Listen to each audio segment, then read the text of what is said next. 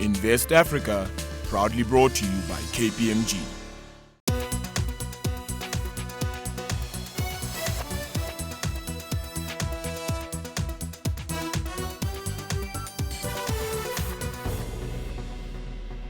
Hello and welcome to Invest Africa. I'm Nozi Pombanjwa. Now, social entrepreneurs see the world through the eyes of possibility, if you will. They are unapologetically ambitious and they seem to be keen on setting their eyes on systems-level transformation. And of course, to achieve these audacious ends, they have to put at the very center of their business model the most vulnerable. It's a great story. But are investors buying into the story? So in today's episode, we're going to be hearing from social entrepreneurs Andrew Levy. He's the managing director of Umuzi. We're also going to be hearing from Jaco Gerrits. He's the creator of the Crash Detect app. And we're going to be hearing from the director who comes from the Climate Change and Sustainability Unit at KPMG South Africa. His name is Neil Morris, and he looks after strategic and social investment. For you at home, if you want to participate in these conversations, all you do is just drop me a tweet. It's at The Real Nosy or at CNBC Africa, and don't forget the hashtag is Invest Africa. Let's get right into it. Andrew, Umuzi, it sounds like it's a construction company in the process of building houses. That's exactly what we are. Have I got it completely wrong? What do you guys do? Yes. So we are a youth creative agency, and we are basically challenging the narrative in South Africa by developing the next generation of black creative talent. It's a long spiel, but basically the vibe is a lot of black young people in South Africa aren't getting the opportunity to be in creativity, into the creative industry, because they simply can't afford the tertiary education fees. We've seen a huge movement of fees must fall. And so they get sidelined. And why this is a huge problem is that all our stories then come from one-sided space, right? The people who can actually afford the education and the industry. So this means that the black stories, the black narratives are absolutely sidelined, they're not told correctly, and they're not told from the people who are living those stories. Let's put this into the context of social enterprise. How does the business model work, and why is this a social enterprise? Good question. So what is social entrepreneurship? For me, there's no difference in the modern day between entrepreneurship and social entrepreneurship. I think young people specifically are waking up to the fact that to be an entrepreneur, you need to take into consideration your surroundings, your environment and people. And that's exactly what we're doing at Umuzi. We want to challenge this narrative, and we want to do it by helping and supporting young people in South Africa, because we really believe if we grow at 0.5% in South Africa, as we are at the moment, we're going nowhere. Right? I mean, we can believe that. So the point is we need to get more people economically active in South Africa, and the creative industry is a fantastic space in order to do that. We're going to come to this. I think it's a compelling story, and we're going to challenge and test it a little bit, but really just to get a sense of the resilience of social enterprises in South Africa. Let me come to you, Jaco. I know that you were a recent celebrity, having won the venture campaign, and you've created a very interesting app called the Crash Detect. How does that work? Yeah, so firstly, I'm not so sure about the celebrity part, but yeah, thanks a lot for having me today. Just in summary, what we do with Crash Detect, basically a smartphone app which auto-detects a serious car crash, pinpoints your location, and immediately dispatches the nearest ambulance, and also provides the paramedics with all of your life-saving information. And by life-saving, I mean medical information, because it's quite a problem that we face on South African roads. And where's the relevance with regards to being a social enterprise? I think most of us are aware of some of the road statistics that we have in South Africa. One stat it's quite familiar is the 47 fatalities that we face every day. So obviously, socially, there's a massive impact. And also to the economy as well. So the study that was done has found that it's costing our economy more than 300 billion rand per year. So obviously a massive economic impact, and it's not only just a national problem, it's actually an international problem. So much so that the UN General Assembly has proclaimed the period 2011 to 2020 as the decade of action for road safety. So what comes first, Jaco? I mean, when we talk about social enterprises, we always, I think, go into this utopia kind of framework where we think there's a massive problem first and then the business model comes first. But is that true? Or sometimes is there a business idea and then we match a social problem that it's fixing? How does it actually work? Yeah, at the end of the day, I agree with Andrew. The business still needs to stand on its own two feet. So it needs to be a profit-centric model. which at the end of the day leads to sustainability and also greater accountability towards your target market. So I'm definitely one. We actually had interesting discussions in London a week ago. We had a lot of people that were focused on the social side, and then a lot of people were focused on the profit side. But I really think that you need to be profit-centric with the social change being a byproduct. As soon as you start moving to the other side of the spectrum where you've got more of a social lens that's focusing on the business, where profit is a byproduct, I think a lot of those companies face challenges. So you'll see me leaning over towards the other side. So is there tension here, Neil, between social and profit-driven and the best or most effective social enterprises? Where do they lie?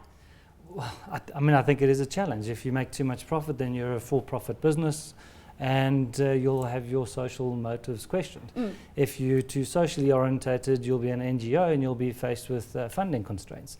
So it definitely is a balance to try and find this middle ground as to addressing social needs, of which on this continent we have many, but in the same breath, making sufficient profits to keep this as a sustainable business. You know, what comes first is the social need or the business. I think if you're focused on a business opportunity, you may not necessarily pick up on really good, strong, sustainable businesses. Right. It may just be identifying a short-term profit.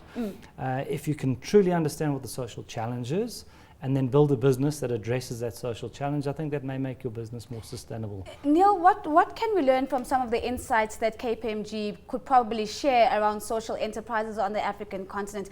What are the big trends? How big is the space? And is it an attractive space where young people are playing, or what are the big dynamics here? Sure, lots of questions in that breadth, and hopefully you guys can contribute to some of them. You know, the work that we're doing around strategic social investment is working with a number of our clients that often have a lot of money to spend. Their intentions are really good, but they're not necessarily getting the impacts that they're really wanting in this space. Yeah. Or it's working with foundations that are more on the NGO side, so that we can try and improve the impact that they're making with their businesses. I think we encounter a space where there's a lot of enterprise development. And Andrew, I mean, to form that for me would be the space where the social challenge is really about creating jobs, and it's about creating some stimulation and growth in our economy. So it isn't necessarily a social need like your app addresses. It's the pure challenge of job creation that government and business alone can't address, and it's through these enterprises that we're needing to address this social need. So we do see some crowding in that space. Some successes, but unfortunately numerous failures where the businesses just don't turn out to be sustainable. Would it be unfair of me to assume that South Africa would be a lead on the continent in terms of social enterprise development? A leader? I don't know. I spent some time in Kenya, and I certainly see some really creative minds and some interesting entrepreneurship and businesses being created there. Some are really large, some are small and quite new and entrepreneurial. So I don't have a view as to who's taking the lead on the continent, to be honest. Andrew, I know that one of the hot topics that you want to touch on is, well, who are the social entrepreneurs? I mean, as we sit here today, I'm talking to 3 white South African men. And one could easily say this is a proxy for what social entrepreneurship looks like on the African continent. Am I pushing it a little bit? No, I don't think you're pushing it at all. I think there's a myth that needs to be debunked, which is to say a social entrepreneur cannot be successful in terms of wealth, in terms of career, in terms of prospects. Just because you have a social cause that underpins what you do doesn't mean that you have to earn nothing. And so what happens, unfortunately, for a large part of the continent, and I'm speaking broad strokes here because I don't know much of it, but is that they're like, no, that's only for the elite. That's only for people who can afford, to take off time and be socially conscious. No, man. Just because you're socially conscious doesn't mean you shouldn't be making money. A thing at Umuzi, which is really important for us, is that we pay market-related salaries to all our staff. Because if you don't, you get rubbish. Someone said when I used to be a banker back in the day, if you pay peanuts, you'll get monkeys. And that's the truth. Like, we need to create this culture in the social entrepreneurship space to say, actually, it's not a social entrepreneurship. It's just pure entrepreneurship. But our frame of mind and our referencing needs to change. So yes, at the moment, we have 3 white males here. That's probably not a good reflection because there's a number of beautiful people, different races, different genders, different religions doing amazing things. Why are these 3 white males here? I'm not sure, that's you. But I'm hoping that we bring different perspectives and that there are different perspectives and stories to be told. So there are different perspectives and stories to be told, Jaco. You've had the privilege of participating in a campaign that is well funded. But the normal social entrepreneur who doesn't go the campaign route, where are they finding the money to realize the social change that they want to make in their communities? Yeah, I think just coming back again to the whole social entrepreneurship versus standard entrepreneur, I think at the end of the day, entrepreneur is a problem solver. And many times you need to go out there and just identify some of the social problems, which there's many of. So I think there's massive problems that could be solved. It's just about applying your mind and also introducing a systematic approach in terms of addressing the needs, because there's an existing need if there's a problem. In terms of funding routes, we mentioned earlier where we said, you know what, you might be a little bit more profit-centric where the social motive is a byproduct, or you could have more social impact where profit is a byproduct. And I think also in terms of your funding options, you've got different funders out there that also use different lenses. So if you want to call it a white and black spectrum, it might be a certain shade of grey that they're looking for. And I think it's about doing your research and also understanding what kind of funders will have appetite for the type of business that you obviously have. And it's actually quite interesting because I think entrepreneurs many times, and social entrepreneurs many times as well, think about the dragon's den example, to say, you know what, all of the power is just sitting with the venture capitalist or the guys that's got access to the funds. And it's not like that. I think Neil touched on it before as well. There's a lot of funds that's sitting there and the guys just don't have the avenues where they can actually spend the money. So I think there is a lot of money available. It's only about finding the right fit in the market as well. A lot of money available, Neil. So let's get your view on whether you reinforce that there are pools of capital that can be unlocked, but also what are the investors looking for? So I think there are pools of capital that are unlocked, whether it's locally through some of the BEE and supplier development and enterprise development programs. I think everyone's looking for some really good avenues to be able to build enterprises which create jobs and deliver a really good service. So I think that does exist. The pools of capital, to try and attract that investor, when you've got two avenues that you're putting forward, one is from a business perspective and the other is a social perspective. I think if you're not able to articulate, sometimes in a financial return basis, as to what the social value is that this business is going to deliver, it may be more difficult for you to attract those investors. So those businesses that are leading towards profit may have an easier time of attracting the funds. Those that are leaning too heavily towards the social end up looking like NGOs that need some funding, which is harder to attract on a sustainable basis. So I think on that note of the calculation of social impact and whether social entrepreneurs are getting that methodology right, let's take a short break. When we come back, we continue the conversation here in our Johannesburg studios. Are investors buying into the social entrepreneurship story? I'll see you in 2 minutes.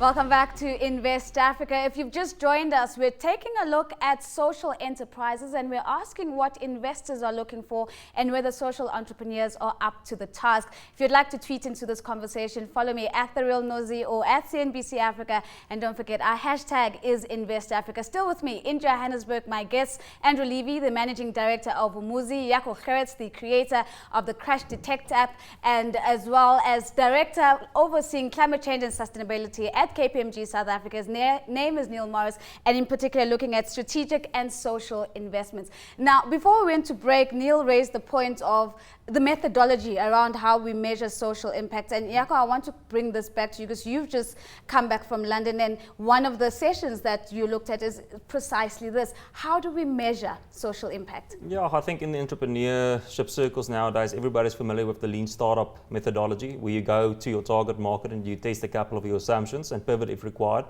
And a similar strategy works very well in the social impact space. So Acumen actually came up with this, where they said rather use enabling technology, for example SMS or IVR in your lower income groups, and make sure that you get data back from people.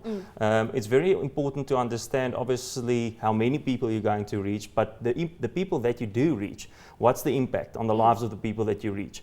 And when it comes back to pitching to investors, you can always say that these are the assumptions that I have in terms of revenue forecasts, but these are also the assumptions that I have with regards to our social impact. But at least you're going there with proof now in terms of what that impact is going to be, because you've got quality data that you've actually received from the field. So the data is twofold, and Neil, I'm going to bring you into this because I'm hearing that on the one hand you need to have your data that informs your assumptions, but you also need to have the data that actually comes from the communities that you are aiming to touch. Neil, let me get your comment on this before I ask Andrew how he's doing. Yeah, so absolutely. I mean, I think data is critical in this. So we've got lots of financial data, so measuring profits is easier. Understanding what the social impact is a bit more difficult and data dependent. Once you have the data, it's understanding what the actual change has been. And once you know what the change is, we would then try and quantify and value what that change is. We'd normally use these social return on investment principles and ultimately quantify what the social value is. And then you can use that as a proxy to try and attract the investors from these are the profits, and this is what the social return looks like, and this is what the full package is about. Would it be correct to assume that a good balance would be an enterprise that hits the social return, but also shows compelling profit returns and economic returns as well? I think it does make sense that you've got some good profit returns because it makes the business sustainable and doesn't require ongoing financing. So you do need to have sufficient profits that can pay the great people that Andrew employs their good salaries, and we can then make sure that the business continues with the right quality of people. So you've got to make money. You've been running on the ground for some time now, Andrew, and what we're hearing is that you need to have this data pulled from both directions. No doubt when you first approached your investors, you had your assumptions, but has it been easy, getting data from the lives that you've touched, and what does that data tell you? Does it reinforce the vision that Umuzi has on the ground? Look, I think in today's world, it's more easier than ever before to collect this data. But I think one thing that I'm hearing from both of you, which is really interesting as the layman in the room, the guy that isn't in the suit, is that all this language becomes very difficult for social entrepreneurs to try and unpack. You know, what do I have to show my investors? How do I show them? What metrics should I be using?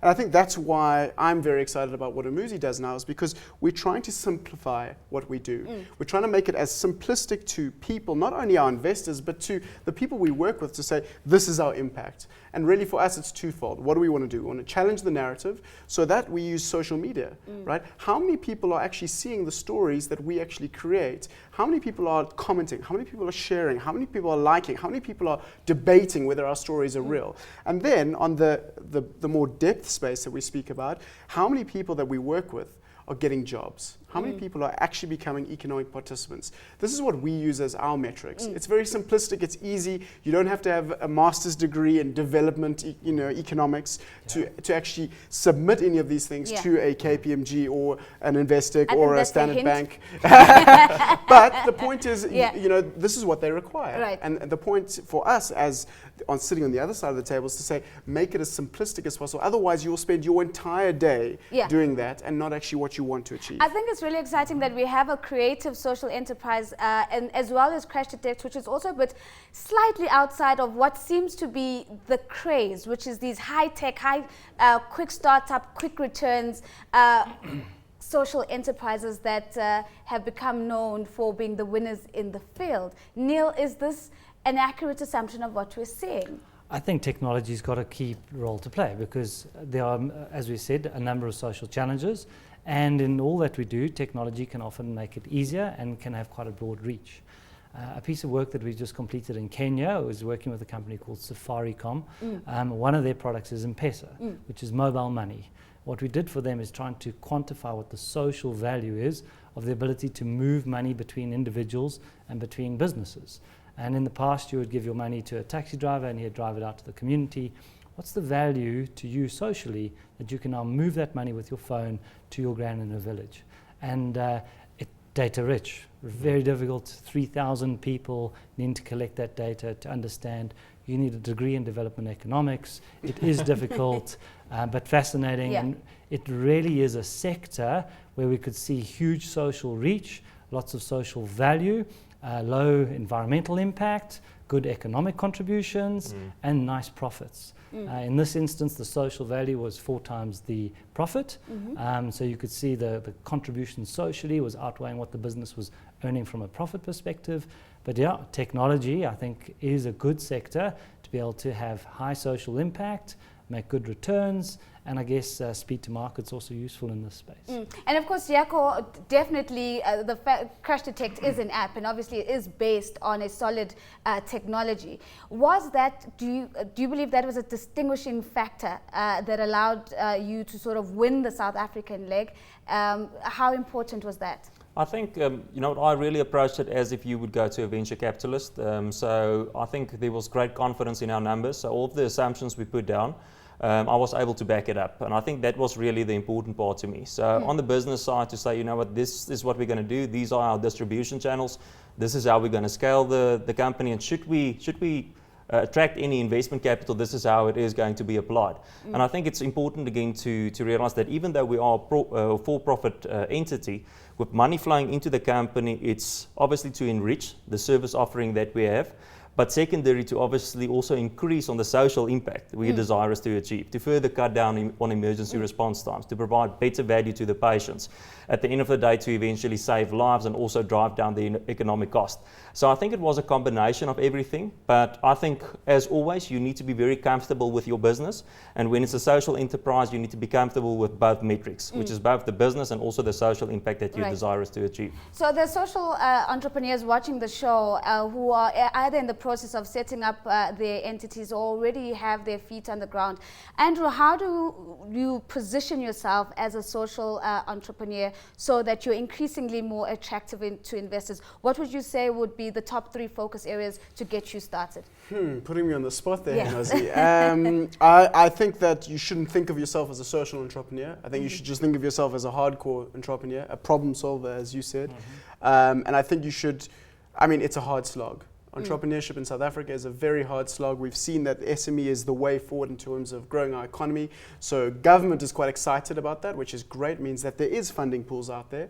But I think don't blind or be ignorant about this. It is very difficult. But the truth of the matter is you can make it happen. And you just got to be true to yourself, keep it clean, simple as you can, and make it happen. And I think that's been the learnings for Umuzi. We've been over the 7 years that we've been working, we've had numbers of different models. Don't be scared to evolve those models, change them, and hopefully change for the better. So it's a process of reiteration. It's a process of part of just staying the slog and keeping it simple. Jaco, what was your secret sauce in the recipe that brings you here today?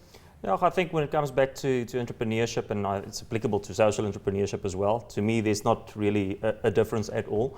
For me, I say that there's 2 challenges you face as an entrepreneur. You've got a lot of external challenges, so say there's funding requirements, you need to look at talent acquisition, and then there's internal challenges. And I always say that it's the internal challenges for entrepreneur that's the biggest. So there's self-doubt.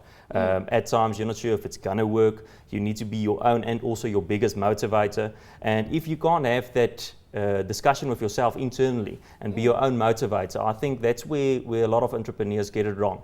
And I think a lot of entrepreneurs just run out there and they look for funding. But at the end of the day, you know what, use a little bit of sweat capital, bootstrap your business, get it to a point where it becomes an attractive proposition to anybody that's looking at it. But more importantly, believe in yourself, never stop chasing after your dreams.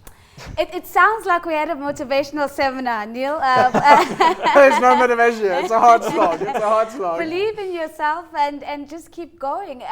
From your perspective, the most successful social entrepreneurs have been ... Sure.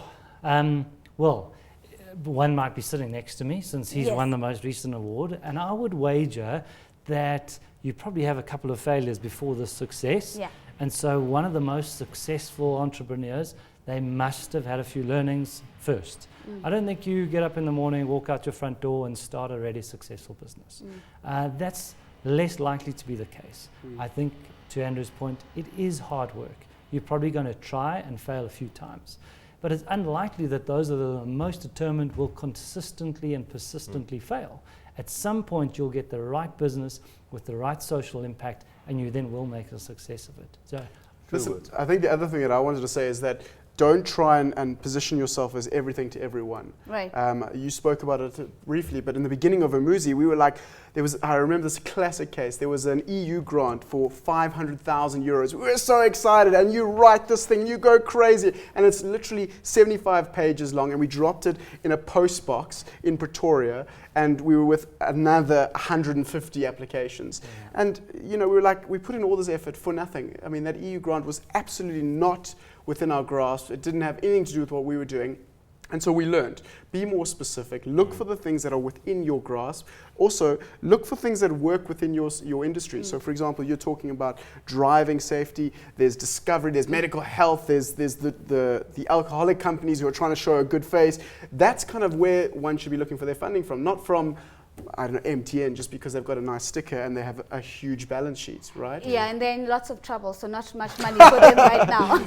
I'm not going to comment on that. I think on that no comment, let's leave it there. But I think the big message today has been keep it simple and find the balance between making sure that you're attracting those revenues so that you can make the profit that you need to keep the business sustainable. But of course, keep your eye on the social change. Make sure that you've got the data to make your assumptions, but also the data that shows that you can back it up. A very big thank you to my guest, Andrew Levy, Managing Director of Umuzi, Jaco Gerrits, the creator of the Crash Detect app, and also from the Director from the Climate Change and Sustainability Unit at KPMG South Africa, Neil Morris, responsible for strategic and social investment. For myself, Nozi Pombandra, it's been fantastic. Thank you for joining me.